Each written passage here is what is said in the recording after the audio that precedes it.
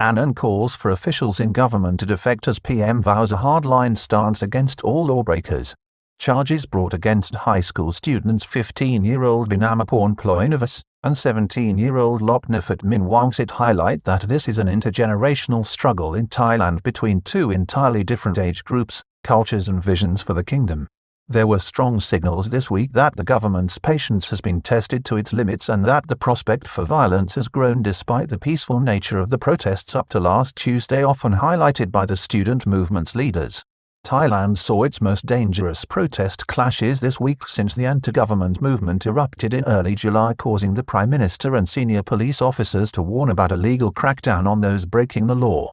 The week has even seen two high school students summoned by police to face charges and a call from key protest leader, Anon, for government officials to change sides and come out in support of the protest movement. 15-year-old Benamaporn Ploy Nivas was summoned by police in Bangkok's Lumpini district this week to answer criminal charges at the end of the month linked with her protest activities in Bangkok. Instead, Thailand's Prime Minister and senior police officers have vowed a hard line against all protesters from now on who break the law, including the use of the draconian lèse majesté section after disturbing violent protests on Tuesday evening in which 6 people received gunshot wounds. On Saturday, a colourful protest took place in Bangkok which highlights the growing divide and lack of understanding between the student and activist-led protest movement that has rocked Thailand since the beginning of July and the conservative government of Prime Minister, General Prayut Chan-o-cha. Following disturbing and violent clashes on Tuesday in which 6 people were later treated for gunshot wounds and Parliament was evacuated, senior police officers and the Prime Minister warned that charges will not be spared against any and all of those involved. This will include legal sanctions under Thailand's draconian lèse majesté law penalizing disrespect against the monarchy as the government heralded a new, tougher stance. The law can lead to sentences of up to 15 years imprisonment for even slight or inadvertent breaches. Meanwhile, Parliament shut down a more progressive bill and formula for constitutional reform on Wednesday evening drafted by the external law group while it proceeded with diluted measures which still have some cross-party support. It was the only parliamentary bill that had the support of the protest movement on the streets. Protests in Bangkok by high school students against dinosaurs who dominate Thailand. On Saturday, in a colourful and light-hearted rally, students outside Bangkok's exclusive and upmarket Siam Paragon shopping centre arrived with dinosaur figures representing the current conservative hierarchy in Thailand and asked members of the public to throw asteroids at the creatures. The imaginative protest event sent a message that the age of dinosaurs was coming to an end.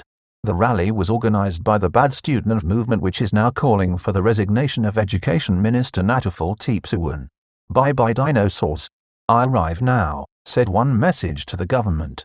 Now descending on the street. Police charges for 2 high school students. The news comes as criminal charges were issued by police this week against 2 students, under 18 years of age, for their participation in a protest in mid-October at Ratchaprasong intersection in Bangkok in which it is understood that the high school pupils addressed the large crowd which turned up. The 2 students, who received the summons to appear with their parents or guardians on the 30th of November at Lumpini Police Station, are 15-year-old Benamaporn Ploy Nivas and 17-year-old Lopnaphat Min Wangsit who are, according to Thai lawyers for human rights, among 4 juveniles who have now been charged in connection with the protests.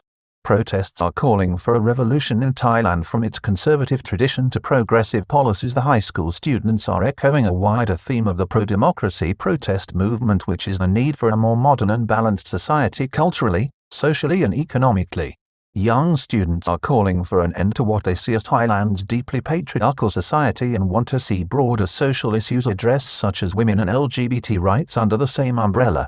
The problem is that it puts them on a collision course with conservative forces in Thailand who are resolutely committed to retaining what they see as Thailand's traditional culture which places a great emphasis on hierarchy in all things including duties to the nation and respect for those in authority which also extends to the elderly and parents. Flaws in Thailand's education system highlighted for a long time even by the current minister. The young students and their supporters point to a range of reports from the World Bank to the Organization for Economic Cooperation and Development, OECD, which highlight the failures in Thailand's schools and education system. This is something not dismissed by the current education minister, Natuful Teepsuwan, who himself took to the streets in protest in 2013 and 2014 in a movement which then called for a reformed democracy in Thailand. This led to the 2014 coup and the current 2017 constitution introduced by the National Council for Peace and Order, or military junta led by the current Prime Minister Prayut Chan-o-cha. This week, even after she found out that she was facing police charges, 15-year-old Ploy, a polite and well-spoken teenager, was not intimidated. "We cannot afford to be afraid of anything, otherwise, we cannot change anything," she told the AFP news agency in Bangkok. She was earlier, on the 14th of November, pictured as she held a framed portrait of Mr. Nataful from his days on the streets at one of the bad student group's rallies. Not clear where the broad extent of public opinion lies in relation to these protests and their agenda. It is worth noting that apart from a number of opinion polls which show majority support for the students' right to protest, it is not clear exactly where the broader opinion of the Thai public lies on the movement. There is also broad support for the monarchy in Thailand, which has grown in recent weeks as King Ma Vajiralongkorn and Queen Suthida have been seen more in public throughout the kingdom. The monarchy, to most Thais, is a symbol of national unity and of Thailand's unique culture and sensibility, which is, by definition, conservative. The ruling Palang Pracharath Party, in Parliament, has consistently questioned public support for the protests and their agenda.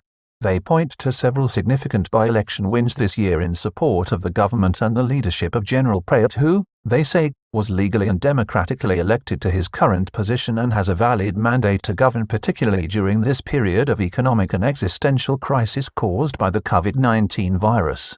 Even ministers, as well as government officials and economists, see problems with the current state of Thailand's economy, which is imbalanced. However, even the most hardened conservatives, and more economic analysts, are beginning to see that there is indeed a weakness in Thailand's education system, including a lack of creativity and critical thinking. This is openly admitted by government ministers and officials. In addition, there is also a growing consensus among financial experts that whatever the government's claims about fighting inequality and poverty, the Thai economy is imbalanced and needs government-led initiatives to address this. A report by Credit Suisse in 2018 listed Thailand as the most unequal society financially in the 10-nation ASEAN bloc and fourth in the world.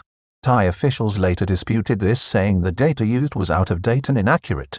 Thailand had a Gini coefficient of 90.2, only behind Egypt on 90.9, Kazakhstan on 95.2 and Ukraine on 95.5.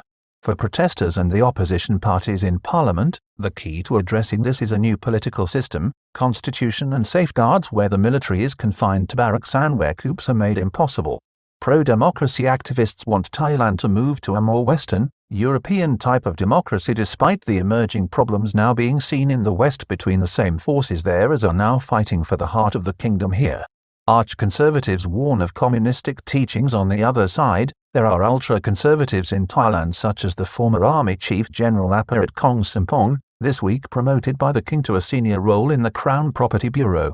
General Aparat, at the beginning of last year, castigated communistic thinking of leftists in universities and academia who posed a threat to Thailand's traditional foundation centered on the monarchy. Last October, General Aparat identified the Thai people, Thai army and the monarchy as an inseparable force as he criticized those calling for constitutional change and the ripping up of the 2017 constitution. Protest leader Anon calls for government officials to choose sides and defect to the movement. The hardline comments from senior police officers and the Prime Minister, General Prayut, after Tuesday's stormy protests has drawn an implacable and defiant response from the other side. Anon, the human rights lawyer and key protest leader, appealed openly to officials within the government to stand up to the Prime Minister, who he accused of declaring war on the public for announcing a tough new line. "You need to choose whether to live in the past or to create a new future with us," he told them. This is not the first such pronouncement like this from a key opposition or activist, and may give some insight into what their ultimate endgame is. Progressive MP warns of drawing the monarchy in deeper by redeploying draconian lèse-majesté law. Mr. Anon also, this week, called for protest volunteers who can bring with them the ability to combat tear gas being used on the demonstrations after water cannon firing water laced with tear gas chemicals were deployed on Tuesday. His call followed a sight during fierce clashes, Seen that evening, off scores of helmeted protest guards cutting razor wire and others wearing gas masks at disturbingly violent clashes with police and counter-demonstrators. Days earlier, the protest leader had warned protest guards that it was essential to maintain the peaceful nature and ethos of their activities on the streets to win the struggle with the government. Meanwhile, the prominent MP for the Progressive Move Forward Party, Rangsiman Rome, has warned that using the lese majeste legal provision against protesters and activists risk drawing the monarchy further into the widening conflict between what he termed the people and the government.